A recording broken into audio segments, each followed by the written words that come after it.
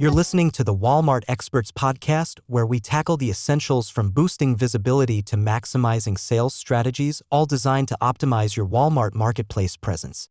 Tune in for expert advice and actionable insights too.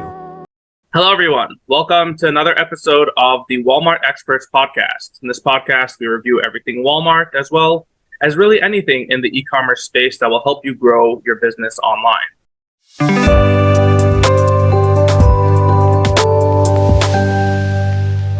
Today, we are joined by some great folks from the GS1 team. You know, the guys that make your UPCs. We got Megan Baumer and Shane Morris. Hi, thank you guys for coming. Thank you so much for having us, David. Of course. Yeah, excited to be here. We all know how UPCs play such a role with e-commerce, as that's the product that ends up going to the customer, has to indicate what it is. And there's a lot of confusion. People just search online, UPC, they're buying it. They see resale UPCs, they see GS1 as kind of like the source. There's a lot of confusion happening. So why don't you give us a little bit of information of who is GS1 and what's your main offering that you guys have for the world? Awesome. So GS1 US, so we represent GS1 US, and we're a member organization of GS1, and we're actually, a lot of people don't know, we're a global supply chain standards organization. GS1 standards are the most used supply chain standards in the world by over 2 million user companies, and they generate over 10 billion transactions daily using the standard. And just to put that into context, Google gets about 8 billion plus Google searches a day. So that's how much our standards are being utilized out there in the marketplace. Now, most people in the e-commerce space, just think of GS1 as the issuer of the GTIN or the UPC, which we are. But believe it or not, that global trade item number that you're licensing actually plays a critical role in the global supply chain. And I also always love to point out that it doesn't matter how big or small your business is. So if you're a seller who's importing, warehousing, shipping product, you are part of the global supply chain. It's important that you get to know us. And then lastly, we like businesses to know that our organization is actually not for profit. We're neutral and we're industry driven. And how this works is industry actually identifies what business processes need standardization and automation to help the entire industry grow and be more efficient. And so they lean in on our organization to help them organize and act as administrators of the process, from an idea of a new standard within an industry all the way to a ratified standard. We then go out into industry, just like we're doing right here today, and to help all stakeholders understand and adopt the standards, whatever they may be. So that's who we are in a nutshell, and we'll start peeling back the layers as we go deeper. Wow, super fascinating. That number is just insane of daily usages. And I think something that kind of hit me off guard was when I found out that you guys are a nonprofit. I guess it makes sense. It's tough to be a global force and be a profit. It seems a little unfair, but the fact that is the case, you guys are here as a service to the industry, or many industries, every industry. It makes kind of a lot more sense. Understanding that really helps a lot of sellers, or just people that want to get into the space. Why should I give them my business? And it's not you're not giving them your business. You are the business. Going outside of this is just going to hinder you in many ways. So maybe we should get into that a little bit. What's the way UPC should be purchased? What's the best way to go about that? What's the easiest way? Just some of those details to help people getting into the industry, starting to sell their products. Where can they find them? How can they go about that? We are a federated organization. So we're GS1 US. There are GS1 member organizations all over the world. There's 116 of them, actually. The first thing we generally recommend people do is they go to their local member organization, right? So if they're here in the US, come to us. If they're in China, go to GS1 China. If they're in Mexico, go to GS1 Mexico. And the reason that is, you don't have to. The standard is global, so you can get your UPC or your EAN at any member organization around the world at your choice. But the member organization where you license it is going to be the one that helps you if you have any problems.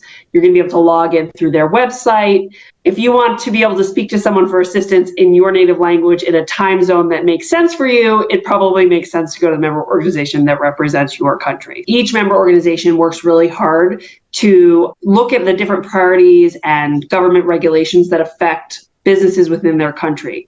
So a great example of that is here at GS1 US, we're trying to help different food brands and agricultural companies prepare for some new FDA guidelines coming out called FSMA 204.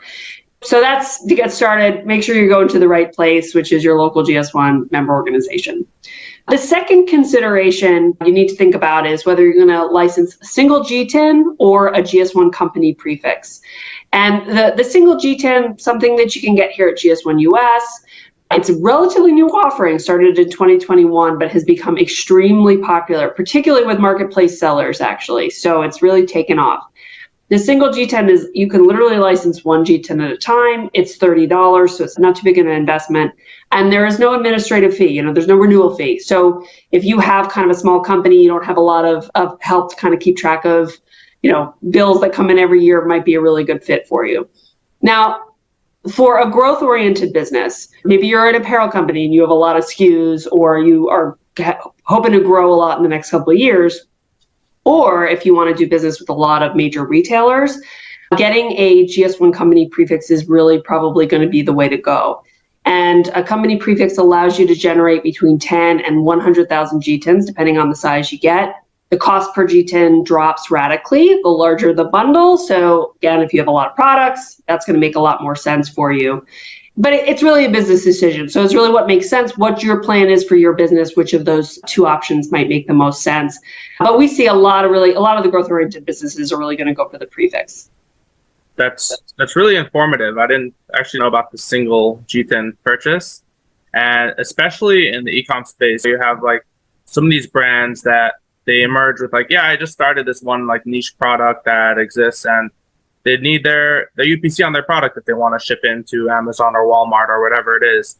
So having that offering, especially like you mentioned, a one-time fee and $30 seems really, really affordable, really great. No recurring fees. I think that's just something that a lot of sellers face is I get buying them, then I have to maintain it. What do I keep paying the same company for so that having that option just as a one-time thing is really useful. And on the prefix side, that's super informative, kind of just up to 10,000 listings. It's pretty good for most sellers. But on that 100,000, up to 100,000. That should cover pretty much everyone. And yes. If you're bigger than that, you probably already have direct contracts with you. I noticed some companies have multiple prefixes.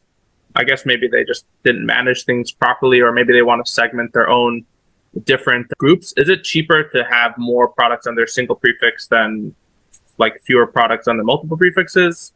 It really depends on your long-term strategy. I think one of the major keys, and it's important to keep in mind that if you're selling your business, you have to divest your entire prefix. You can't divest some GTINs and keep others. So if you have multiple brands, but you might sell some, or you might close some, or go in different directions with them, that I think is a consideration for a lot of brands. Yeah, and I think just to echo a little bit about what Megan was saying, and I came out of the retail space, is a lot of people looking at how your business is set up. You can take a prefix and it's going to enumerate X amount of GTINs for your products, and you can apply those GTINs to any product that you want. But if your desire at one point is to sell off or divest a particular brand, probably best practice is to make sure you're licensing a prefix for a specific brand, because you cannot sell a piece of a bundle of GTINs underneath a prefix. The whole prefix has to be transferred. I think it's a strategy. What's interesting about, also, I'm just going to go back between the single and the prefix, is 2 years ago, 2020, we saw this huge influx of e-commerce businesses starting out, and we were talking about the single GTIN. It was huge. What's interesting is a couple of years later, 3 years later, we're starting to have more and more conversations about a prefix as these brands mature and start looking to scale and pivot onto different platforms where the prefix can enumerate other GS1 identifiers that a lot of brick and mortar retailers are going to require. So they're going to be serialized shipping container code, which is a logistic unit identifier, global location number, which is a location identifier. You can create all these different identification keys out of a prefix. And so Megan and I have spent probably this past whole year, really trying to educate brands about the prefix because they're starting to mature and looking to go out. As far as also a brand, maybe a couple years in, 3 years, they start looking and seeing some of these other brands who are, started from nothing and they're growing and they're looking to be acquired. And there's active companies out there looking for brands to acquire that they can scale even further. Again, Megan and I have been doing this for a couple of years, and we can tell you that when we first started having conversations with this community versus today, a major part of their vetting process in these brands, where are your GTINs sourced from? And they're going to verify to look, because if they are not sourced from GS1, that could cause a lot of problems in a lot of different places. And so they are looking to verify. So it's important that you do that and make sure that if that's a goal of yours to assign GTINs by the brand, so you can divest all of that together. The process is very simple. You would just go onto our website and so the acquiring company would go onto our website and look for search for prefix transfer. You have to fill out some paperwork. One of them is just what are those prefixes that are being transferred. Another one is just a release letter. So that would be the selling company would just have to sign off, and an officer of that selling company would have to sign off. Yes, we've made this transaction. This should all be done after, at the tail end of that mergers and acquisition. And then that's submitted to our data maintenance. It takes 3 to 5 business days. You'll get a confirmation. And when you log into your GS1 account, those prefixes will be there. That seems like a really simple process and definitely super important in today's e-commerce stage. For the past few years, aggregators have really been making a ruckus in the space, and having, like you say, each prefix for different brands. So many companies are out here, these e-commerce sellers, that they just build brands to sell off, or even they had brands that they built. And if they had different prefixes for different brands, it would probably make that process much simpler. And just from obviously Walmart background over here, the UPC plays such a pivotal role in the listing that it determines, ownership of who owns the listing, proving to Walmart, if you provide them with your GS1 certificate, that helps Walmart determine, you're the actual content owner for the listing, to prove that your brand, the brand that matches up in the GS1 registry, that certificate, that address matches up to your same brand information on Walmart. There's so much importance to this, and you can imagine the impact in other e-commerce marketplaces. And if you want to go even further, like you're saying, any sort of retailer is going to go even more importantly. And as you mentioned, I think prefix really basically, which is just, I know all these products fall under this prefix, but a prefix is so much more than that.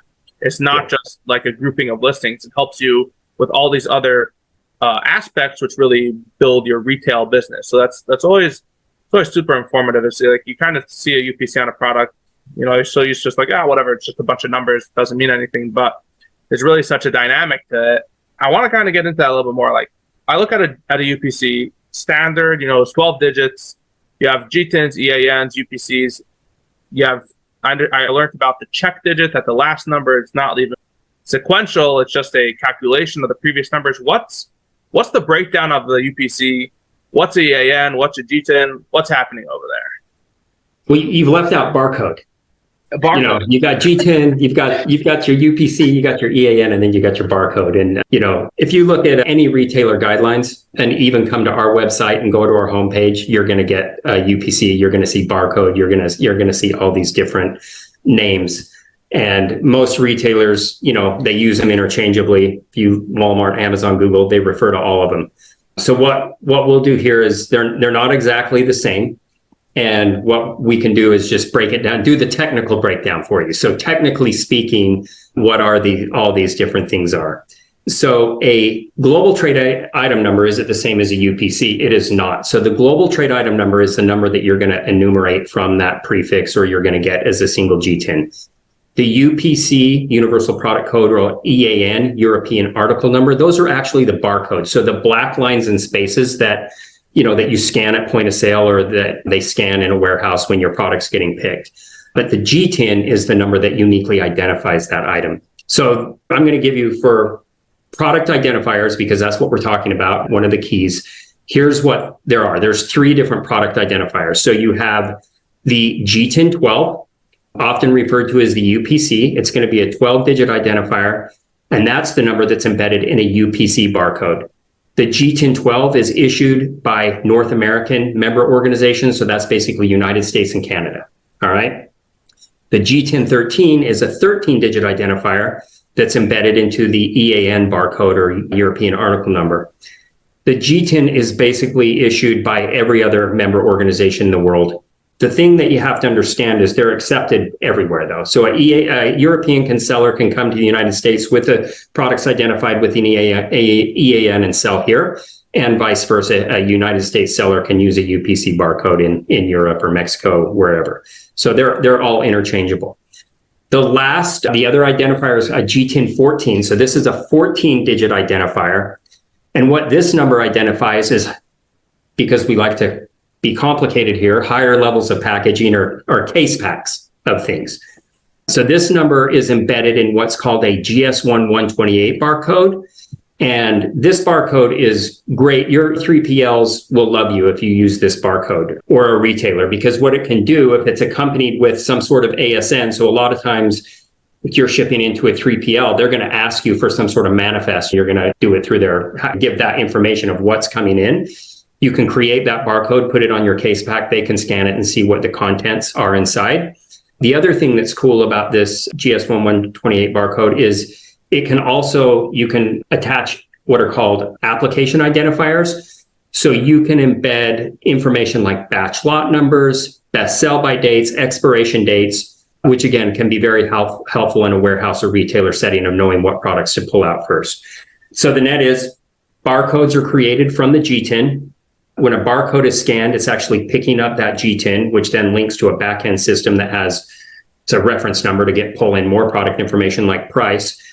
And just very quickly, we have a tool called Data Hub, which can help, because I think some of this is confusing, but this tool can help a brand create products. So let's say you license a temp capacity prefix. You'll go into your My GS1 account. You're going to see a link for Data Hub. When you go in there, you're going to see that prefix sitting there, and it'll show you have 10 GTINs available. You can create your products, it'll assign the GTINs for you, and you can create your barcodes right in that tool. And just to reiterate how Shane started is, the way that these things are referred to in the real world might be a little bit different than the technical terms. So sometimes if you're setting up a listing, you might, a marketplace might say, what's your UPC?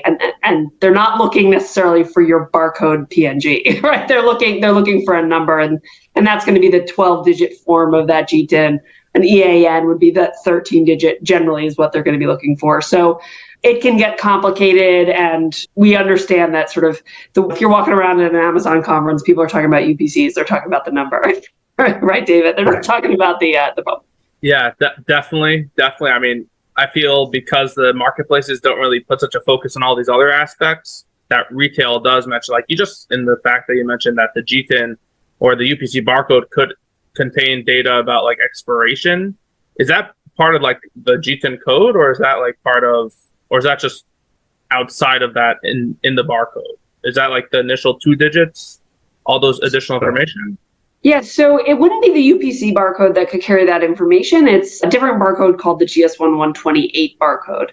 And you actually see barcodes like this kind of on packages and stuff. You just don't realize it's a barcode. It's going to have like little parentheses in it with 2-digit numbers and then, different strings of numbers. It's the kind of thing, probably wouldn't be on that, but it might be on a box of those. So right. There's a GS1 standard called application identifiers that basically it provides a small number that says this is what's coming next. So you can put in this particular number, and then you put in a batch slot, and a machine can know, okay, it can understand and read it. Wow, okay, there's so much going on. But yeah, definitely like you're saying, the terminology is, I guess because it's industry specific that they want to have more information. I used to work in 3PL, so I used to hear like 128 all day. Like they used to use.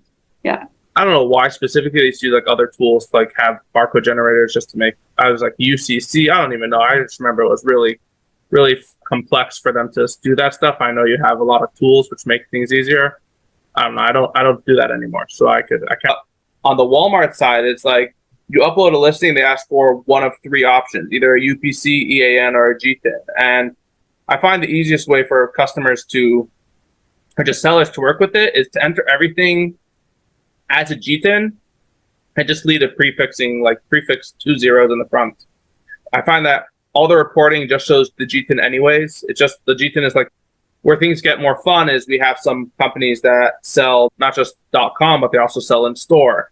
And then they deal with case packs. So then they have a case UPC, which has like a 1 in the front, and a pallet UPC, which has whatever in the front. Like things vary. And that's where things are getting more complicated, because especially that .com is all based on a UPC. Like the source to any listing on Walmart is UPC. If you go to any listing on Walmart, you like inspect the page and you search for UPC, you'll find it. There are a few products that do have GTIN exemptions, but they're far and few in between, especially if a customer is using, let's say, Walmart fulfillment, that they need to have a UPC because there's no way that they could track your products. And because that's kind of the source and core of the listing, if you were to change the UPC, you lose all your reviews, you lose all your rank, and it's all really tied to that. And if that's wrong, or if you have, let's say, a fake UPC and there's something that's not really coming, I don't know, fake, whatever, UPC that's not coming directly from you guys and you can't really prove it, if somebody does jump on your listing and they take over the content for it, it's going to be much harder to win that. So there's kind of a good reasoning to have all your source, have all your data correctly, but there's so many complexities and fun, even in marketplaces where I would say it's probably one of the easiest uses of UPCs or just general barcodes. If you don't have it set up correctly, you are setting yourself up for failure. I know, I'll give us one more example, is we have some guys that are selling already their products online, a case pack of 24, and now they want to go ahead and sell the single pack as well. And the UPC is the same, it's just a different first digit. And it's like, oh no, the listing already exists incorrectly because they uploaded the 24 pack or the single pack as a listing, and now it's just 24 pack they want to do. It's like, it just creates problems because they didn't plan ahead and use the correct UPCs to begin with. Even their own, like it's their own UPC. So it's kind of just a funny thing that happens. Something I want to kind of discuss a little bit more is, what about like the actual UPC stuff? How long is the barcode? What's sequential in it? Is there any like math to it, or what's the idea like in a 12-digit UPC or barcode GTIN? What's the breakdown of it? If you go to our website, I'm sure you can search on the math formula on actually how to create, but how it works. Specifically, I'm going to talk to a prefix. Is when you go in and license a prefix. So again, we've said they come in capacities of 10 to 100,000. So if you license a 10 capacity prefix, the initial, so you get this prefix number, that number is associated with your company. So your 10 capacity prefix is actually going to have 9 digits. So those 9 digits is going to represent your company, and that from those 9 digits, you can then create 10 GTINs, global trade item numbers. So you would basically go from 0 through 9, right? So you can add, and you can just add that digit there. Where the math comes in is that check digit, and I don't know the formula, but there's basically a math formula that will then create. So you're going to have 9 digits, let's see, 9 or 10 digits, 11, and then that check digit is going to be calculated by the digits that are within the 10 and the 1 that you've added. Does that make sense? And then as you expand out to 100,000, that's going to be a 7-digit number for your company, and then the additional 4 will be added. Increase. Okay. Yeah. So, okay. Most people have software to do it. And then again, in our data hub tool, right, you can do it yourself in there. It'll help you, but you can also just tell it to assign the GTIN, Right. Super interesting. On that note, so going from, let's say, 10 barcodes to 100 barcodes, I would imagine it goes in, based on what you're saying, it's like would just be base 10. So it increase space 1 by 1. Yeah, so it'll go from your prefix would go from 10 digits to probably 10, 9, 8, 7, your prefix down. So what do you recommend? Let's say I have 50 products. I would need to buy prefix for 100, right? Would I be paying for all 100, or I would just be paying for views? How does that? Yeah, you have a couple options, right? It really depends on what your plan is. So if you think you'll have more and you want to grow, you can go with the 100, right? That's going to cover. You pay for the 100. So hopefully you'll use them, but if you don't use them, they'll be there in reserve for a future date when maybe you use them in the future. They don't go anywhere. You might go to 1,000 because maybe you're an apparel company, or maybe this is just this season. You need 50, but next season you'll need 50 and you need 50 after that. So maybe you'll go for 1,000. Maybe you'll go for 510s, depending. We don't know many people that are going to get 50 singles, and we really don't think that's the way to go, but it's really a business decision. So I would say almost everybody in that case is going to go for the 100, unless they know they're going to be generating a lot more GTINs in the future, and then they'll go for that larger prefix to begin with. That way they can save money on each individual GTIN because the cost goes down per GTIN, and just have it there in reserve, just ready to go. So is there a simple way to go? Let's say they start with 50 and before they know it, they're at 1,000. Like, is there a way to change your plan from 100 to 1,000 and migrate your GTINs with you, or you kind of have to get a new prefix? You have to get a new prefix because of the way Shane talked about the math, right? Because of the way the math works, we can't really upgrade it. It doesn't work out that way. But something to keep in mind is that within our system, as long as you're within the same account, you only get charged a renewal fee on your largest 6 prefixes. So if you wind up getting prefixes year over year, that top 6 you'll get charged for, and if you have 10 prefixes, the remaining 4 you won't get a renewal charge for. So if you wind up needing more and more prefixes over time, you wind up saving a little bit of money that way too. Yeah, that's cool. That sounds like a nice affordable program for everyone. Also, yeah, you guys are a nonprofit in the end. You guys are here to help people, not to build them up the wazoo. So that's nice. What's the kind of like the future plans and barcodes? I guess with more and more QR codes popping up all over the show, everyone's wearing shirts with QR codes on them. That's something in your plans. What's coming for the future of GS1? Well, short answer is yes, that's absolutely in our plan. And it's very exciting because, as we talked all about check digits and math and, it's all how the acronyms work. But the future is really exciting, and we get to get a little bit more into the customer engagement part and how GS1 standards are going to be able to help you really engage your customers. So we are leading an initiative called Sunrise 2027. With the goal of being able to migrate the UPC barcode, the black lines and spaces, into a 2-dimensional format, which looks a lot like a QR code. And it uses a GS1 standard called digital link.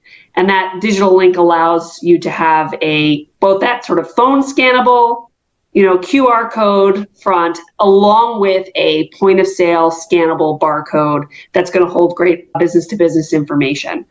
And that's possible because that 2D format holds a lot of information. The 1D UPC can only hold so much, but that 2D holds a lot more information. So we think of this as you're going to have, as a consumer, you're going to be able to go to stores, and over time, this has just become natural behavior. You want to learn more about a product, and you can just scan the back and learn more about what you want to know. Marketplace sellers, obviously, that's going to be amazing news because they can reach their client after a product's in their home, drive business directly to their website. From a consumer perspective, you're going to be able to, there's a lot more room for storytelling with a barcode like this. If you're a cosmetics company, you have very little room to talk about who you are on your packaging. Now you're going to have an entire web page or series of web pages to put information in front of your clients, like how-to videos, and even information that's great for improving your business processes, like how to return something to make it faster and easier for you in that end. But really, it's going to be a great way to connect with people. You'll be able to show off your certifications, talk about what sets you apart from your competitors. Puma is actually using this pretty extensively in their flagship store here in New York. So if you go to their flagship store, they've got 2D barcodes enabled with digital link on a lot of their products. It's helping them keep their customers in the store longer, keeping them engaged, and giving them great insight into who's scanning what barcodes and where they're spending time in their store. So it's very cool. It's very cool from a customer engagement perspective.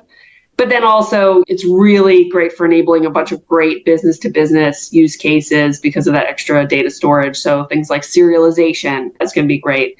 That's also really important for marketplace sellers, like looking for new ways to create authentication around their product to make sure that the product that they're selling came from where they wanted to go. And if it's their own brand, that no one else is selling their product as well. So it's going to help with use cases like that, along with speed for recalls and just general safety issues as well. So we're really excited about it. They're packing so much into it. You just see it's like a little square, but again, clearly so much going on. I mean, the B2B implications, just the customer engagement, I know it's really massive, and really I'm excited to see the future. I'm sure everyone is, just the future of shopping in store, even just getting stuff to your house. So much easier, just pull up information product. Like if they visit us at this website, that's never going to work. You never know. I'm sitting here typing in, Right. like, surely data-wise, also from the company's perspectives, like how much more information they could have on their customers is going to be super valuable Right. in how to shape their products, get that feedback, and just grow business. Yeah. It's a massive effort, though, if you think about the UPC has been in circulation for 50 years. Every solution provider in retail has built their solution around a UPC barcode. So that it goes beyond like the early adopters. Megan and I always talk about like the early adopters are going to be the e-commerce seller. They're used to just like moving quick, but it's all the infrastructure behind it. They have to make sure all the scanners in the stores can read them, and all the back-end systems can take that information. It's a massive effort. So, Sure. But it's exciting. Everybody's really excited about it in the retail industry in all verticals. So, yeah, it sounds super fun. It's from both perspectives, consumer and seller. I guess maybe there'll be like an overlap period where both display on products. I'm sure that's going to be big. So you're saying it's already available. Is it in beta, or is it just like you mentioned Puma had it? Is that currently in beta with them, or? Well, the standard is written. So that's the digital link standard, which is ready to go. But now there's going to be, there's a lag time for, number one, brands have to figure out what to do with it, right? They have to get it on all their packaging. They have to put it into use. And at the same time, like Shane said, the retailers, the solution partners, they need to build up their end of the system, make sure that their scanners can read them, make sure they understand how to interact with them, and then sort of them working together to find the best use cases for this moving forward. So it's going to just take a little bit of time to get all those pieces aligned. But there are lots of great people out there breaking glass, so it's only a matter of time. Fantastic. Okay, that's great. I don't think I've ever learned so much information about barcodes and everything in this industry in such a short period of time. So I really appreciate you guys coming out here. What would you say is like good resources for people to be able to learn a little bit more about this? I know you mentioned Data Hub. Do you have like content where people can learn a little bit more about this, how-tos and whatnot in this complicated numbers world? Yeah, so first stop would be our website, gs1us.org or .org. So you can always come and look into different industry initiatives and whatever's going on with your particular vertical, so that's great. Please always stop at our website, and most of the resources that we'll lay out for you can be found there or linked through there. So the first thing I wanted to draw attention to was we do have a small business newsletter, which some of your listeners may already be receiving. You automatically receive it if your business is under a certain size. And we recommend you open those and read them. We try to put pretty relevant information in there where you can sign up for things like webinars that might relate to you. I mentioned FSMA 204. So for food brands, that's going to be coming up a lot. Other things as well. And give you a chance to it gives you some insight into what some other of the big retailers, people that you may want to do business, are talking about and doing right now. So recommend definitely open that up next time and check it out. And you can suggest yourself for some content and all kinds of great stuff in there. So that's one great resource. Yep. We also have a podcast called Next Level Supply Chain. And I'll tell you, this podcast, especially working here, it's like you go through your menu. It's like, do I want to listen to Next Level Supply Chain? The content, they use every subject matter within the supply chain. So there's e-commerce information, the Internet of Things, like every episode is just fascinating, but you get a great visibility into all the moving parts that are happening out there in the supply chain. And then I'm just going to say one more thing, and then I'll let Megan kind of close it out, is when you become a member of GS1, so if you license a single or a prefix, you're going to get emails from us. And we do email about things that we host. So we do often host webinars. These are not so often, it's a couple times a year. But I would say you have the time to sign up for one of those and sit through one, because it's very interesting information as well. A lot of information you can learn about different industries, how they're utilizing the standards. And I think the last thing, and Shane and I always try to call these folks out whenever we're here, because they are the hardest working people at GS1 US. We have an amazing member support team they're located in Dayton, Ohio. You can call them or email them, and please reach out to them if you have any issues. Or if you're thinking about becoming a member but aren't sure if it makes sense for you, they can kind of help talk you through. Definitely. Having any sort of support, I think, is such a core part of the operation, especially on your guys' size. arguably one of the biggest. So having that where just anyone could reach out, find out more information, learn a little bit more. What's the best way that they could reach them? It's just through the site. Yeah, there's a contact form on our website, but they also have a phone number and an email address, which, maybe we can put in the comments, David. Yeah, sure. I'll drop all that information below. You'll find all the information talked about here, all the sites. Guys, this has been really informative for me, and I'm sure many of our listeners. Appreciate you guys coming. Thank you so much, and happening, and everyone's interacting with it. Okay, Yeah, guys. do a show and tell. Shane. Thanks, David. Thanks so much.